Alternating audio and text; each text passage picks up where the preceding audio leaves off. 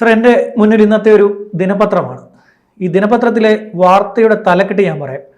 മന്ത്രി മാറിയപ്പോൾ നയവും മാറി, ഇലക്ട്രിക് ബസ്സുകൾ നഗരത്തിന് പുറത്തേക്ക്. അതായത് സ്മാർട്ട് സിറ്റിയുടെ ഭാഗമായി നമുക്ക് ലഭിച്ച KSRTCയുടെ ഇലക്ട്രിക് ബസ്സുകൾ ഈ നഗരം വിട്ട് പുറത്തേക്ക് സർവീസ് ആരംഭിച്ചു.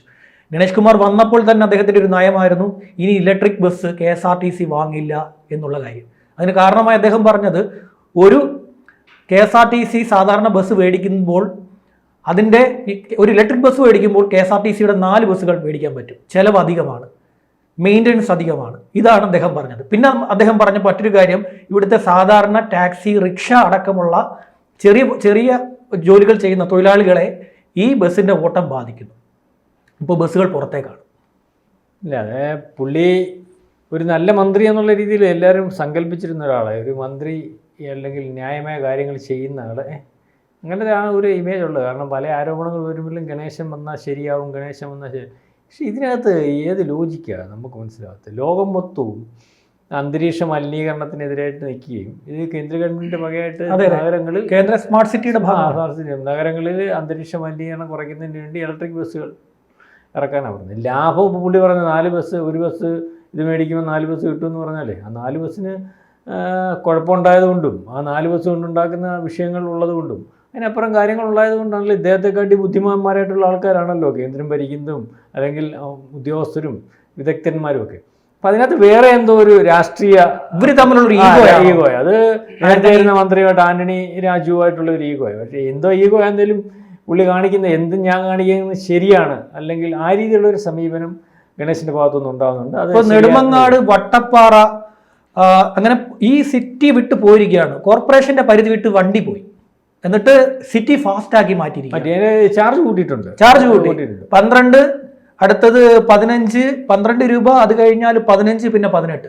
മിനിമം ചാർജ് 12, അതിനുശേഷം 15, 12, അത് കഴിഞ്ഞാൽ 15, പിന്നെ 18. അതായത് ടൗണിനകത്ത് ഓടേണ്ട വണ്ടികൾ മിനിമം ചാർജിൽ ഓടിക്കൊണ്ടിരുന്ന ജനങ്ങൾക്ക് പ്രയോജനപ്രദമായിട്ടുള്ള വണ്ടികൾ അവിടുന്ന് മാറ്റി വേറെ റൂട്ടിൽ വിട്ട് അത് ഈ റൂട്ടിൽ ഇപ്പോൾ പുതിയ ബസ് മേടിക്കുന്നു. അപ്പോൾ അതിനകത്ത് വേണമെങ്കിൽ ജനങ്ങൾ അഴിമതി സംശയിച്ചാൽ നമുക്ക് കുറ്റം പറയാനൊക്കത്തില്ല. കാരണം ഇത്ര ബസ്സുകൾ മേടിക്കുമ്പം ഒരു ബസ് ഫ്രീ ആയിട്ടും അല്ലെങ്കിൽ കമ്മീഷൻ ബസ്സായിട്ട് പുതിയ ബസ്സുകൾ മേടിക്കേണ്ട കാര്യം എന്തോ? ഇപ്പം പുതിയ ബസ്സുകൾ, ഈ ബസ്സുകൾ നഗരത്തിൽ സുതാര്യമായിട്ട് ജനങ്ങൾക്ക് താല്പര്യം ഉണ്ടാകുന്ന രീതിയിൽ കിടന്ന് ഓടിക്കൊണ്ടിരിക്കുകയാണ്. ആ ബസ്സുകൾ ലാഭത്തിലാണ് ഓടുന്നത്. ഇലക്ട്രിക് ബസ്സുകൾ 1 കിലോമീറ്ററിന് എത്ര രൂപ ചിലവുണ്ടെന്നുള്ള 36 രൂപ. അല്ല, ഇലക്ട്രിക് ബസ് 26 രൂപ, ഡീസൽ ആണെങ്കിൽ 37 രൂപ. അപ്പം അത്രയും വ്യത്യാസം ഒരു സാധാരണക്കാരന്, ഒരു കൂലിപ്പണിക്കാരന് പോലും ഒരു മനസ്സിലാവും. 10 രൂപയുടെ വ്യത്യാസം എന്ന് പറഞ്ഞാൽ 36 കൂടുതൽ, 26 കൂടുതൽ. മന്ത്രിക്ക് മനസ്സിലാവത്തില്ലെങ്കിൽ മന്ത്രി ഏത് കണക്കാണ് പറയുന്നത്? അപ്പോൾ ഈ മന്ത്രി വരുന്നതിന് മുമ്പ് ഇരുന്നവർക്ക് മുഖ്യമന്ത്രിക്കൊന്നും കണക്കറിയത്തില്ലായിരുന്നു. അല്ലെങ്കിൽ കേന്ദ്രത്തിൽ നിന്ന് ഇത്തരത്തിൽ ബസ്സുകൾ കൊടുത്തുവിട്ട് നഗരങ്ങളിൽ അതിനെ പ്രൊമോട്ട് ചെയ്യുന്ന അവർക്ക് ഇതിനകത്ത് ബുദ്ധിയില്ലാത്തതുകൊണ്ടും പൈസ കൂടുതൽ ചിലവാക്കി കളയണമെന്ന് താല്പര്യമുള്ളത് കൊണ്ടാണ്. ഇപ്പം ഇതിനകത്തെന്ന് പറഞ്ഞാൽ ഇലക്ട്രിക് ബസ്സുകളുടെ പ്രൊമോഷൻ ആന്റണി രാജുവിൻ്റെ കാലത്താണ് ഉണ്ടായത്, പറഞ്ഞ മനസ്സില്ല. അപ്പോൾ ആന്റണി രാജു കൊണ്ടുവന്നത് കൊണ്ട് അത് മോശമാണെന്നുള്ള രീതിയിലേക്കുള്ള ഒരു കാര്യമാകുന്നത്. ഇപ്പോൾ അദ്ദേഹം വന്നതിന് ശേഷമുള്ള പല കാര്യങ്ങളും ജനങ്ങൾക്ക് അതൃപ്തി ഉണ്ടാക്കുന്നതും, അല്ലെങ്കിൽ ചില സംഘടനകളുടെ കാര്യത്തിനകത്തൊന്നും നമുക്ക് അവരുടെ താല്പര്യമില്ല. ചില കാര്യങ്ങൾ നടപ്പാക്കുന്നതിനകത്ത് ചില സംഘടനകളുടെയൊക്കെ എതിർപ്പും അല്ലെങ്കിൽ കാര്യങ്ങളൊക്കെ വേണം. പക്ഷേ ഇദ്ദേഹം ചെയ്യുന്ന പല കാര്യങ്ങളും ഇപ്പം ഈ പറഞ്ഞ പോലെ വിമർശനത്തിന് വിധേയമായിക്കൊണ്ടിരിക്കുകയാണ്. ശരിക്കും ഗണേഷ് കുമാർ പത്തനാപുരത്തെ കുറച്ച് ലോക്കൽ ചാനലുകൾ ഊതി വീർപ്പിച്ച, അദ്ദേഹത്തിന്റെ PR ഏജൻസി ഊതി വീർപ്പിച്ച ഒരു ബലൂണായിരുന്നു. അല്ല, പത്തനംതിട്ട പുള്ളിക്ക് ലോക്കൽ ചാനലുണ്ട്, നിങ്ങൾ കണ്ടിട്ടില്ലേ? ആ ചാനലിനകത്ത് പുള്ളിയുടെ കാര്യങ്ങൾ വരിക, അതിനകത്ത് വ്യൂവേഴ്സിനെ കണ്ടിട്ടില്ലേ? പിന്നെ ഒരു ജനപ്രതിനിധിക്ക്, ശ്യാമി പറയുന്ന കണക്ക് പുള്ളി ലോകത്തിൽ ഏറ്റവും വലിയ ആളൊന്നുമാണ്. ഒരു ജനപ്രതിനിധി ഒരു മണ്ഡലത്തിൽ ഒരു MLA ജയിക്കണമെങ്കിൽ അത്യാവശ്യം അതിനകത്ത് ഈ ആവശ്യക്കാരെന്ന് പറയുന്ന വരുന്ന ഒരു 10-15% ഉള്ളൂ വോട്ട് ചെയ്യുന്നതിനകത്ത്. ബാക്കിയുള്ള ആൾക്കാർക്ക് ശ്യാമിന് എന്ത് ആവശ്യം ഉണ്ടായിട്ടുണ്ട്? ശ്യാമിന്റെ MLA MP കൊണ്ട് ഇത്രയും കാലത്തിനകത്ത് പ്രത്യേകിച്ച് ഒന്നും ഉണ്ടായിട്ടില്ലല്ലോ. അപ്പൊ ഇതുപോലുള്ള ആൾക്കാരാണ് ഒരു 65-70-75%. 15% ആൾക്കാരേ ഉള്ളൂ. സാറേ പോലീസ് സ്റ്റേഷനിൽ ഒന്ന് വിളിച്ച് പറഞ്ഞേ, സാറേ ഒരു വീട് എനിക്ക് തരണേ, സാറേ എൻ്റെ വീട്ടിൽ കറണ്ടില്ലേ എന്നൊക്കെ പറഞ്ഞുകൊണ്ട് ചെല്ലുന്നത്. ബാക്കിയുള്ളവരുടെ തോളയിലൊക്കെ ഒരു തട്ടുമൊക്കെ തട്ടി കാണുമ്പോൾ ഒരു ചിരിയൊക്കെ ചോദിച്ചു, എന്തുകൊണ്ട് പ്രസന്ന, എന്തുകൊണ്ട് ഗോപാല, എന്തുകൊണ്ട് ശങ്കര എന്നൊക്കെ ചോദിച്ചങ്ങ് പോകുമ്പോൾ MLA ഒന്ന് കൈ വെക്കുമ്പോൾ കാണുന്ന ഒരു സുഖം, ഒരു രോമാഞ്ചമൊക്കെ മതി അടുത്ത പ്രാവശ്യം വോട്ട് ചെയ്യുന്നത്. പിന്നെ കല്യാണത്തിന് 28 ഘട്ടത്തിനും കല്യാണത്തിനും കൊല്ലം ജില്ലയിലെ ഒരു MLA വിളിക്കുന്നത് ചാക്കാല ചേർത്തിട്ടാണ്. കാരണം മരണത്തിന് മാത്രമേ അദ്ദേഹം ചെല്ലൂ. അല്ല, ഈ പറഞ്ഞ പോലെ വർണ്ണത്തിന് 28 കെട്ടിന് കല്യാണത്തിനൊക്കെ ചെന്ന് MLA കൂടെ ഫോട്ടോ ഒക്കെ എടുത്തിട്ട് ബാക്കി ബന്ധുക്കളെ കാണിക്കില്ല, MLA ഞങ്ങളുടെ പരിചയക്കാരെന്നൊക്കെ പറഞ്ഞു. ഈ ഒരു സുഖമൊക്കെ ഉള്ളൂ, അല്ലാതെ MLA MP ഒക്കെ. അപ്പൊ അതുകൊണ്ട് ഗണേഷ് കുമാർ ആ മണ്ഡലത്തിൽ ആ കാര്യങ്ങൾ കൃത്യമായിട്ട് ചെയ്യുന്നത് കൊണ്ടൊക്കെ ജയിക്കുന്നതാ. അല്ല, ഗണേഷ് കുമാർ ലോകത്തിലെ ഇപ്പൊ നമ്മുടെ ബഹിരാകാശത്തെ ശാസ്ത്രജ്ഞനായിട്ട് ഇപ്പൊ കാണിക്കുന്ന കാര്യങ്ങളൊക്കെ കാണുമ്പോൾ ഗണേശനോട് നമുക്ക് ശകലം നേരത്തെ ഇഷ്ടമായിരുന്നു.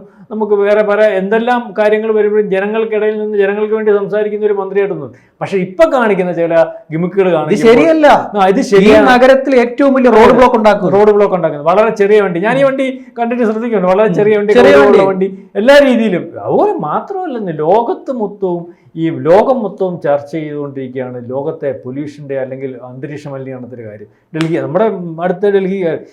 അപ്പം ഈ ഒരു അന്തരീക്ഷ മലിനീകരണത്തിന് തടയിടുന്നതിന് വേണ്ടി ലോകത്തിൻ്റെ കാര്യമായിട്ട് കേന്ദ്ര ഗവൺമെൻറ്റും കേരള ഗവൺമെൻറ്റും ഒക്കെ ഒരേ സ്വരത്തിൽ അത് എന്ത് ചെയ്താൽ സാധിക്കും. അന്തരീക്ഷ മലിനീകരണം, ജലമലിനീകരണം, മലിനീകരണത്തിൻ്റെ കേന്ദ്രമാണല്ലോ പ്രത്യേകിച്ച്. അത് വീണ്ടും പ്രൊമോട്ട് ചെയ്തിട്ട് അതാ ശരിയെന്ന് പറഞ്ഞിട്ടും അതിനകത്ത് വാശി പിടിക്കുകയൊക്കെ ചെയ്യുന്നത്.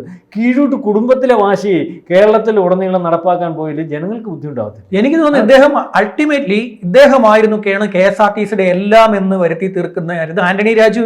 ഇദ്ദേഹം മന്ത്രിയാവുന്നതിന് മുമ്പ് വരെയുള്ള എല്ലാവരുടെയും ഒരു കാഴ്ച ഇദ്ദേഹം വന്നാൽ എന്തോ KSRTC മലമറിക്കും എന്നുള്ളൊരു ചിന്തയായിരുന്നു. ഇവിടുത്തെ KSRTCയുടെ ഒരു ജീവനക്കാരൻ ഇത്രയും ദിവസമായി ജോലിയില്ലാതെ നിൽക്കുന്ന യദു എന്ന് പറഞ്ഞൊരു പയ്യൻ, KSRTC ഡ്രൈവർ.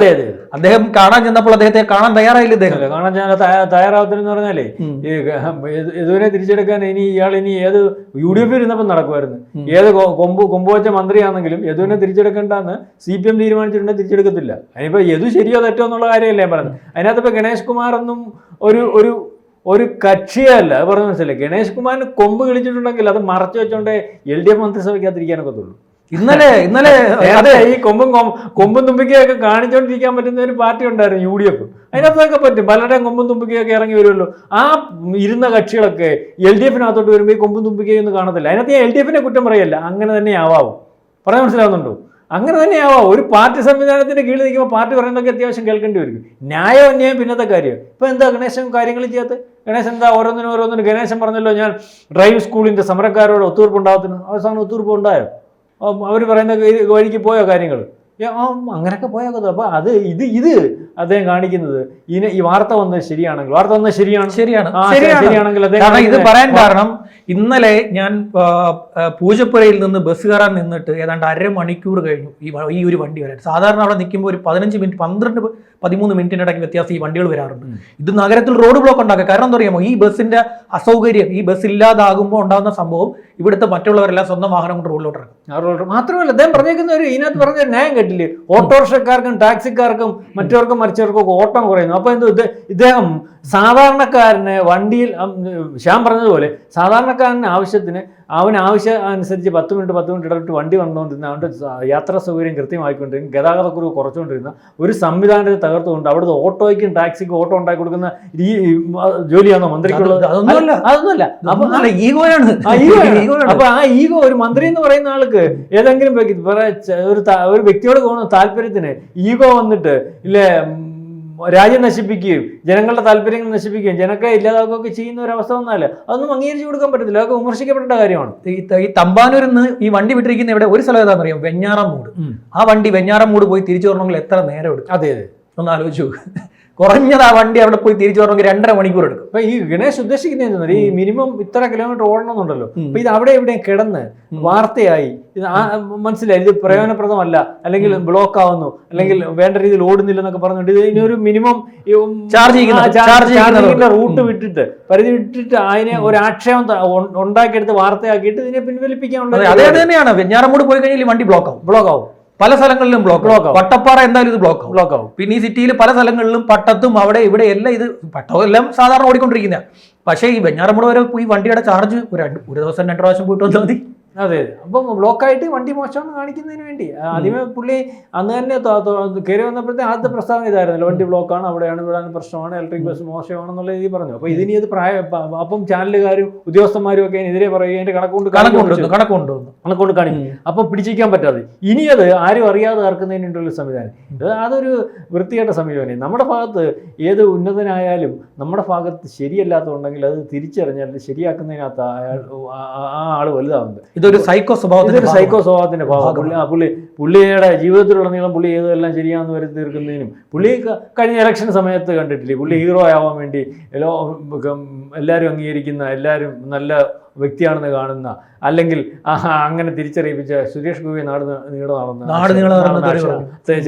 ആക്ഷേപിക്കുകയും ചെയ്തു. അത് വലിയൊരു ഹൈപ്പായിട്ട് പക്ഷേ ഇത്രയും നാൾ പറഞ്ഞതിനകത്തൊക്കെ നക്കി കഴിയുമ്പോൾ ആ പുള്ളി വീണ്ടും നക്കി കഴിഞ്ഞ ദിവസം പുള്ളിയുടെ ശീലം അതാ, ഞാൻ ഭക്ഷണം കഴിക്കുമ്പോൾ എൻ്റെ കൈ നക്കും. അതിന് പുള്ളിക്ക് എന്താ വേണം, അദ്ദേഹത്തിന് എന്താ വേണം? പറയുന്നതിന്, ആൾക്കാർ അംഗീകരിക്കുന്നതിനും നമ്മൾ ഈ പറഞ്ഞാൽ ചില കാര്യങ്ങൾ അംഗീകരിക്കുന്നത് കേട്ടിട്ട് എന്തും പറഞ്ഞാൽ അംഗീകരിക്കും എന്നുള്ള തോന്നൽ മനസ്സിലാവുന്നില്ല, അല്ലെങ്കിൽ എന്തും പറയാമെന്നുള്ള തോന്നൽ. എല്ലാവരും വിചാരിച്ച് സുരേഷ് ഗോപി എങ്കിൽ തോറ്റുപോകും. ഇവരൊക്കെ പറയുമ്പോൾ ആ ലോകം മൊത്തം കേൾക്കുന്നത് സുരേഷ് ഗോപി ജനത്തിന് മൊത്തം, എൻ്റെ ജനത്തിന് ശ്യാമിനെ എന്നെയും ലോകത്തെ എല്ലാം തിരിച്ചറിയാനുള്ള കഴിവുണ്ട്. അവർ തിരിച്ചറിഞ്ഞ തന്നെ എല്ലാ കാര്യങ്ങളും ചെയ്യും. പിന്നെ പലവട്ടം ക്ഷമിക്കാറുണ്ട്. പണ്ട് 100 ഭരണി മേടിച്ച ഒരു അമ്മാവൻ ഒരു ഭരണി ഉടച്ചപ്പോൾ ഭരണി ഉടച്ച അമ്മാവൻ പേര് കിട്ടിയ പോലെ ഇപ്പം ഇയാൾ ഒത്തിരി കാര്യങ്ങൾ ചെയ്യുന്നു. ചില തെറ്റുകൾ ക്ഷമിച്ചേക്കാം. നിരന്തരം തെറ്റുകൾ ചെയ്താൽ ഗണേഷ് കുമാറല്ല, ആർ ബാലകൃഷ്ണനുള്ള അറിയാം ഗണേഷ് കുമാറിന്. പുള്ളി പണ്ട് പറഞ്ഞിട്ടുണ്ട് പുള്ളിയുടെ മോനല്ലെന്ന്. എന്നാലും മോൻ കണ്ട ഒരുപോലൊക്കെ ഇരിക്കുക, ഞാൻ ഇതിനെ പറ്റിയൊന്നും പറഞ്ഞില്ല. അപ്പം ഗണേഷ് കുമാർ ആർ ബാലകൃഷ്ണനുള്ള പഠിക്കണം. ബാലകൃഷ്ണനുള്ള തോറ്റതാ. ഇതിനെക്കാട്ടി വലിയ ജനപ്രതിനിധിയും കേരളം കീഴടക്കിയ നേതാവും ഒക്കെയാണ്. അവസാനം ജനത്തിൻ്റെ മുമ്പിൽ കാണിച്ചവൻ ബാലകൃഷ്ണനുള്ള വേണ്ടാൻ തീരുമാനിച്ച കൊട്ടാരക്കരയാണ്. അതുപോലെ പത്തനാപുരത്തുകാരും ഒക്കെ അങ്ങ് തീരുമാനിക്കും. മര്യാദയ്ക്ക് ഒരു ജനപ്രതിനിധിയായിട്ട് ആൾക്കാരോട്ട് മര്യാദയ്ക്കൊക്കെ പെരുമാറി മുന്നോട്ട് പോയാൽ അംഗീകാരം കിട്ടും. അതാണ് നമുക്ക് പറയാനുള്ളത്. ശരി സാർ.